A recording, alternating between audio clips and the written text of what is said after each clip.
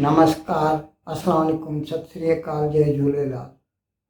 मैं हूं जी प्रेम मटलानी और आप देख रहे हैं हालत हाजरा का प्रोग्राम।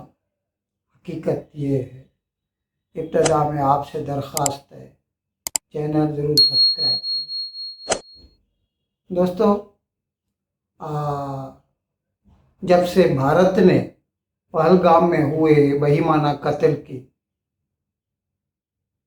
बदले में 7 तारीख की सुबह को आधी रात को पाकिस्तान के दहशतगर्दी के अड्डों पर 9 जगहों पर मिसाइलों से हमला किया और फिर शाम को पाकिस्तान ने उसका बदला लेने के लिए भारत में 36 जगहों पर military installation as well as civilians उन्होंने मिसाइलों, ड्रोन से, हवाई जहाज़ों से हमला किया।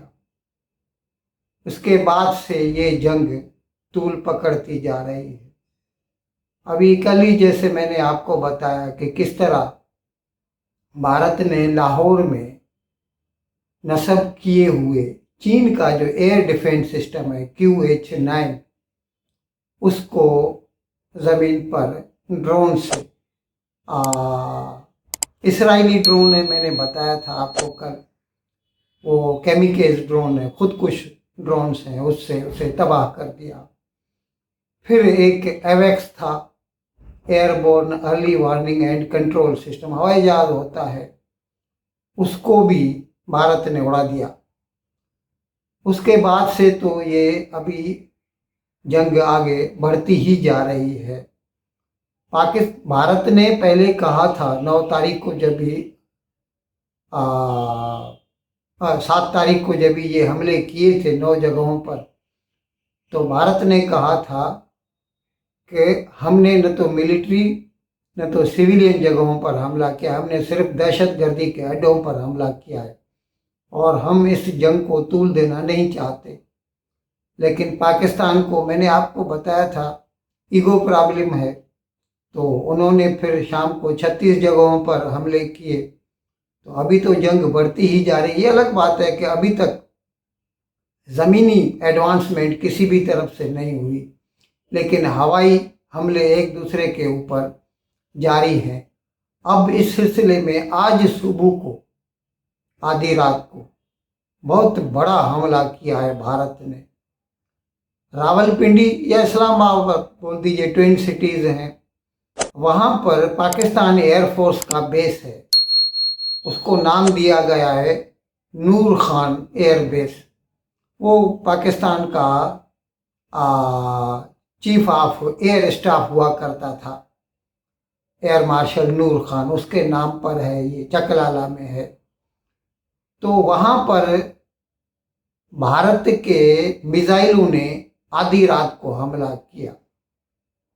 अब कहने को तो पाकिस्तान ने कहा कि ये बैलिस्टिक मिसाइल था और जिसे हमने नाकारा बना दिया, लेकिन हमें जहाँ तक इल्म हुआ है वो ये है कि ये बैलिस्टिक नहीं, ये ब्रह्मोस क्रूज मिसाइल था, बहुत ख़तरनाक है।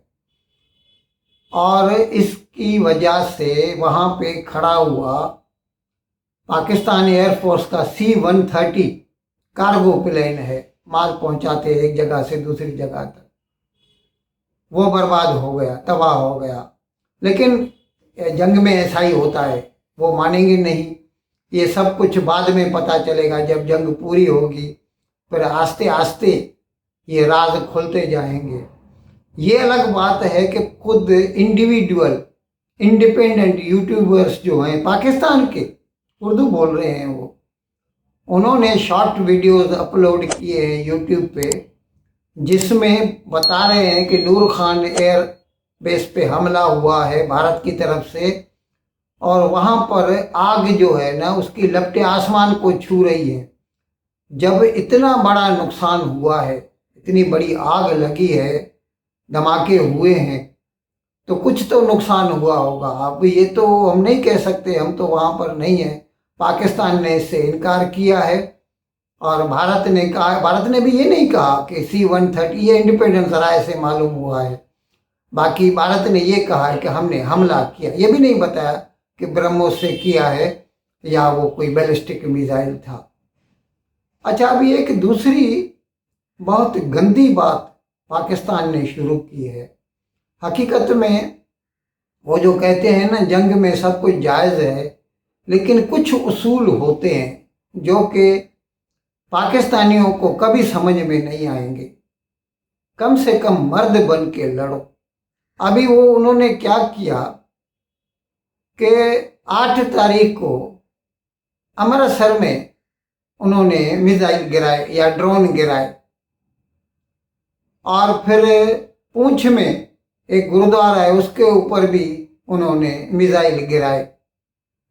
और फिर ये कहा, उनका जो मेरे ख्याल में जावेद अशरफ जो चौधरी है, जावेद शरीफ चौधरी है, सॉरी, जो ISPR का, इंटर सर्विसेज पब्लिक रिलेशन का जो हेड है, मेजर जनरल, मेरे ख्याल में मेजर जनरल है, उसने कहा कि ये भारतीय हवाई फौज ने खुद किया है। भारतीय हवाई फौज भारत के इलाके में जो है मिसाइल गिरा रही है। ये उसने इस वजह से कहा कि वो चाहता है कि जो सिख हैं वो हिंदुस्तान की हुकूमत के खिलाफ उठ खड़े हों और हिंदुस्तान में खाना जंगी हो जाए, ताकि उसका जो नापाक इरादा है वो कामयाब हो जाए। अब वो ये कल भारत की तरफ से जो फॉरेन मिनिस्ट्री का फॉरेन सेक्रेटरी है विक्रम मिस्री, वो जो हर रोज़ 11 बजे करता है अपना प्रेस ब्रीफिंग, जिसमें 2 महिलाएं होती हैं, खवातीन होती हैं, कर्नल सोफिया कुरैशी और विंग कमांडर व्योमिका सिंह।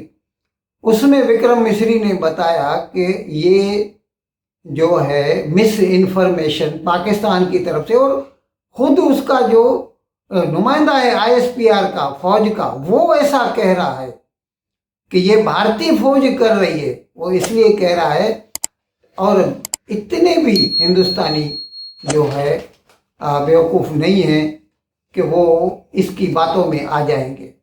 अच्छा, अभी इसके अलावा एक दूसरी डेवलपमेंट कल हुई है। अब इसका कितना असर होता है इस खत्ते की पॉलिटिक्स पर, ये तो वक्त बताएगा। लेकिन कल एक प्रोफेसर हैं बलूचिस्तान के, मीर यार खान बलोच, उन्होंने ऐलान कर दिया कि आज से बलूचिस्तान एक आज़ाद मुल्क बन गया है। और ये जो आज़ाद बलूचिस्तान है, इसको उसने भारत से मांग की है, डिमांड की है कि भारत उसको रिकॉग्नाइज करे, तस्लीम करे और उसे इजाज़त दे कि बलूचिस्तान का सफारत खाना जो है भारत में कायम किया जाए। और UNO से भी उसने डिमांड की है कि UNO उसको as an independent country membership अता करे। अब प्रैक्टिकली तो इस वक्त ये मुमकिन नहीं है, हो सकता है आगे चल के ऐसे हालात बन जाएं, लेकिन इस तरह से ये तो लगता है कि पाकिस्तान में ये दोनों सूबे जो हैं, खैबर पख्तूनख्वा और बलूचिस्तान, ये आगे चलकर कभी न कभी आज़ादी हासिल कर सकते हैं।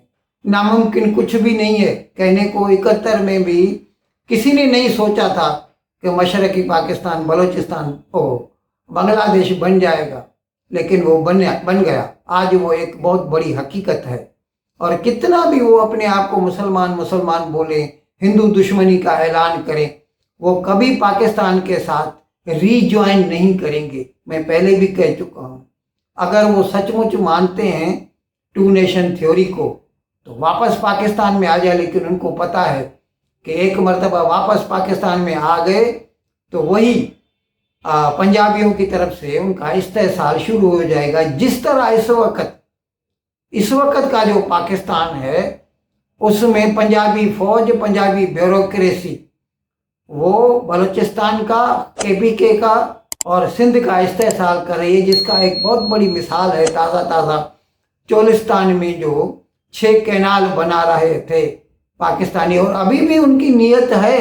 ये तो जंग आ गई हिंदुस्तान के साथ, नहीं तो उनकी नीयत है, उन्होंने तो खाली 2 महीने के लिए उस पर स्टे लगाया है, नहीं तो वो चाहते हैं कि दरिया सिंध पे ये 6 कैनाल बनाए जाएं ताकि सूबा सिंध जो है वो एक रेगिस्तान बन जाए, पूरे का पूरा बयाबान हो जाए। तो इस किस्म के हालात में ये छोटे सूबे आज नहीं तो कल आज़ादी की डिमांड कर सकते हैं और आज़ाद हो भी सकते हैं। इन अल्फाज के साथ आज का प्रोग्राम ख़त्म करने की आपसे इजाज़त चाहता हूँ, लेकिन विदाई लेने से पहले एक मरतबा फिर आपसे मेरी दरख्वास्त है, जिस किसी साहब या साहिबा ने अब तक हमारे इस चैनल को सब्सक्राइब नहीं किया, अज़रा करम इसको जल्द से जल्द सब्सक्राइब करें, प्रोग्राम को लाइक करें, शेयर करें और घंटी का बटन दबाना न भूलें। बहुत बहुत शुक्रिया। खुदा हाफिज़।